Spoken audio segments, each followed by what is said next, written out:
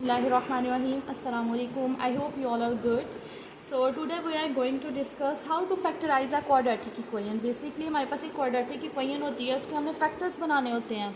So 8th class से onward factorization start हो जाती है. तो आज के हम टॉपिक पे डिस्कस करते हैं कि factors किस तरह बनाते हैं. factors बनाने के लिए मैं आपको मेरी ये कोशिश है कि मैं आपको जो सबसे ईजीएस्ट वे है ना वो करके बताऊं कि आपके माइंड में आ जाए फैक्टर्स किस तरह बनाते हैं. सो फर्स्ट ऑफ ऑल मैं यहाँ पे कुछ स्टेप्स लिख रही हूँ, आप इन स्टेप्स को साथ साथ फॉलो करें तो इंशाल्लाह आपको फैक्टर्स बनाने बहुत जल्द आ जाएंगे. जैसे फर्स्ट स्टेप है कि अगर हमें कोई भी इक्वेशन दी गई है कि हमें कहा गया इसके फैक्टर्स बनाए, इसको फैक्टराइज करें, then the first step is we have to arrange our equation.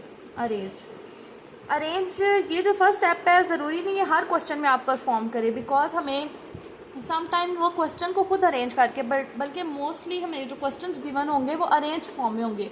कुछ ऐसे क्वेश्चंस होंगे जो अरेंज नहीं होंगे, so we have to arrange them. Firstly let us take the question. यहाँ पे कोई भी क्वेश्चन ले लेते हैं. 6x² -3 -7x. ये मैंने क्वेश्चन इसलिए चूज़ किया बिकॉज इसमें फर्स्ट स्टेप भी हम परफॉर्म करेंगे. ओके अरेंज करने से मतलब ये है कि जैसे ये x की पावर 2 है, यहाँ पे x की पावर क्या है 1 है. सो फर्स्ट ऑफ ऑल हम इसको अरेंज करके एक ऑर्डर में लिख लेते हैं. तो हम लिख लेते हैं 6x², यहाँ पे इक्वल नहीं आता सॉरी, 6x² -7x -3. आप देखें यहाँ पे x की पावर स्क्वायर, यहाँ पे x की पावर 1 और यहाँ पे x की पावर 0. हमें पता है कि आप किसी भी वेरिएबल की पावर अगर 0 ले लें तो आंसर क्या आता है 1. सो यहाँ पे x की पावर 0 है. इसका मतलब है फर्स्ट स्टेप तो हमारा परफॉर्म हो गया. Now we will go to the second step. Second step हमारा ये होगा कि हमारे पास second step multiply first and last term. आप क्या करें, हमारे पास फर्स्ट और लास्ट टर्म को क्या करना है, मल्टीप्लाई करना है. अच्छा ये जो फैक्टराइजेशन है ना, फैक्टराइजेशन काफ़ी तरीके से होती है. आपने जो आपके क्लासेस उनमें डिस्कस किया हुआ ये जो फैक्टराइजेशन है ये middle term splitting method factorization है. ओके सो आप देखेंगे कि यहाँ पे ये हमारे पास एक क्वाड्रेटिक एक्सप्रेशन बन गया. इसके अब हम फर्दर आगे फैक्टर्स बनाएंगे. अच्छा मैंने जो सेकंड स्टेप लिखा है वो ये है कि मल्टीप्लाई करें फर्स्ट और लास्ट टर्म को. फर्स्ट टर्म ये है, लास्ट टर्म ये है. 6 को 3 से मल्टीप्लाई करें. मल्टीप्लाई करके यहाँ पे हम एक साइड पे रख लेते हैं. 6 को 3 से मल्टीप्लाई करें तो 18 और ये वेरिएबल क्या है x². इसके साथ कोई वेरिएबल नहीं, सो x² जो है हमारे पास एज इट इज़ आ जाएगा. इसको हमने एक साइड पे रख लिया. इसको आगे फर्दर देखते हैं कहाँ पे हमें यूज़ करना है.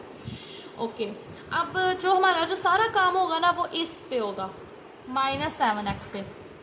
अच्छा यहाँ से ना अगर आपकी क्वेश्चंस पे अच्छे से ग्रिप बन गया ना कि आप बार बार फैक्टराइजेशन कर रहे हैं, जैसे ही आप आगे वाले स्टैंडर्ड्स में जाएंगे तो आपका तो विद इन सेकेंड्स ये आंसर आ जाया करेगा. लेकिन अभी आप स्टार्टिंग में है, सो आपको एक ट्रिक मैं बताती हूँ कि सबसे पहले कि जो भी आपका नंबर आया आप इसका एलसीएम ले लें. 18 का हम एलसीएम लेते हैं. 2 9 द 18, 3 3 द 9, 3 1 द 3. ये हम लोगों ने आप देख सकते हैं एलसीएम ले लिया. ओके एलसीएम लेने के बाद इनको लिख लिए 2 × 3 × 3. अब इस पे हम सारी डिस्कशन करेंगे. अब हम लोगों ने क्या करना है, हम लोगों ने इसको यूज़ करते हुए कुछ ऐसे दो फैक्टर्स बनाने हैं. देखिए यहाँ पे मेथड जो है, मेथड का नाम क्या है, स्प्लिटिंग. स्प्लिटिंग का मतलब होता है किसी चीज़ को डिवाइड कर देना. तो हम लोगों ने 7 को 2 पार्ट्स में डिवाइड करना है. 2 ऐसे पार्ट्स में डिवाइड करना है कि उनको मल्टीप्लाई करें तो ये जो है ना ये आए.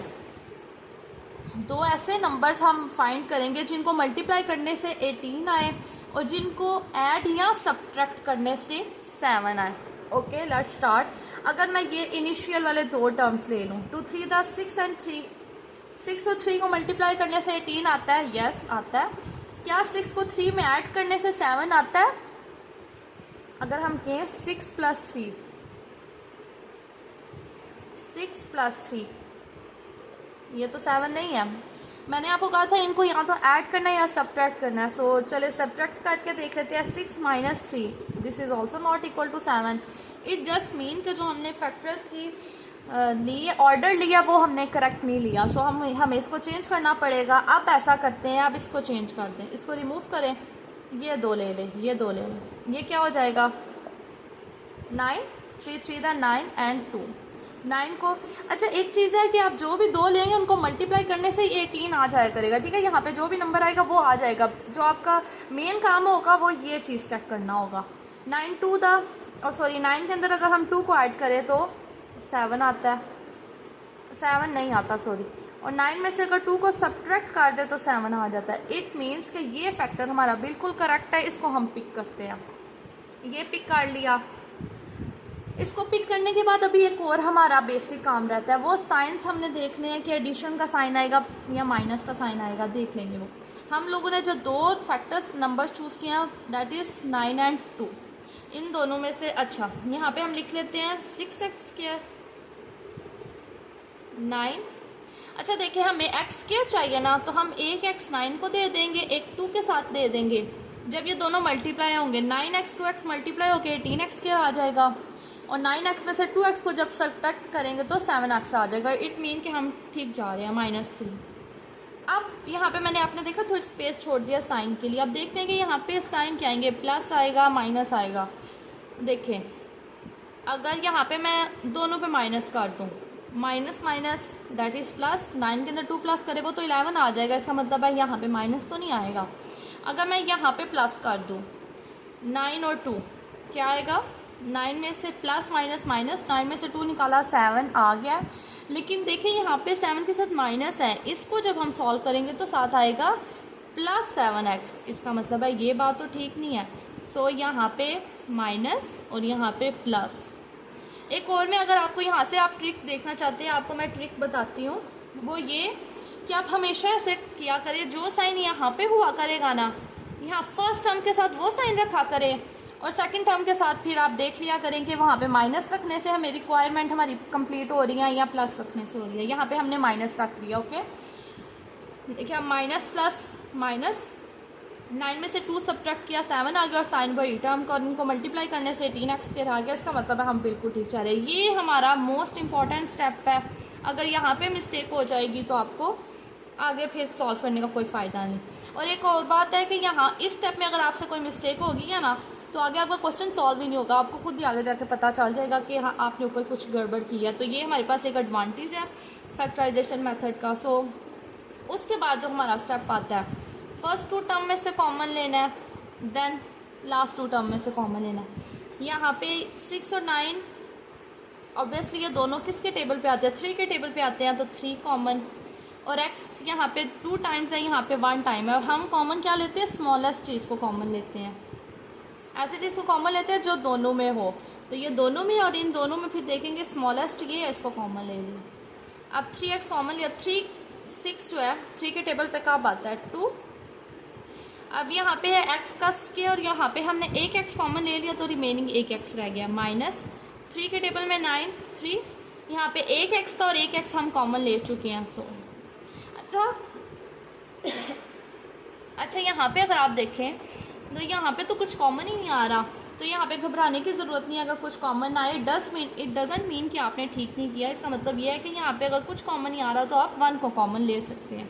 1 तो सब में से कॉमन आ सकता है ना, सो हमने 1 को कॉमन लिया।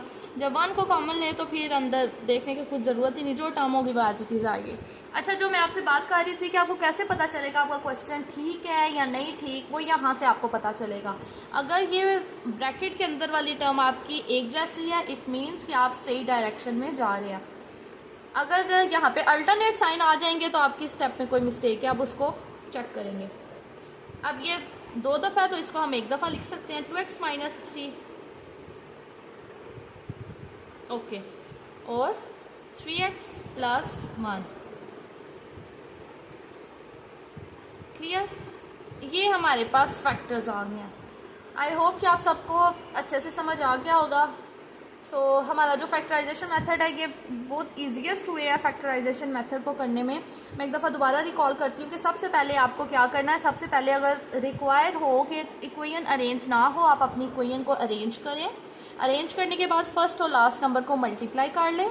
मल्टीप्लाई करके एक साइड पे लिख लें। अगर आप लिख लेंगे तो वो आपके लिए आसानी होगी, आप लिख लें।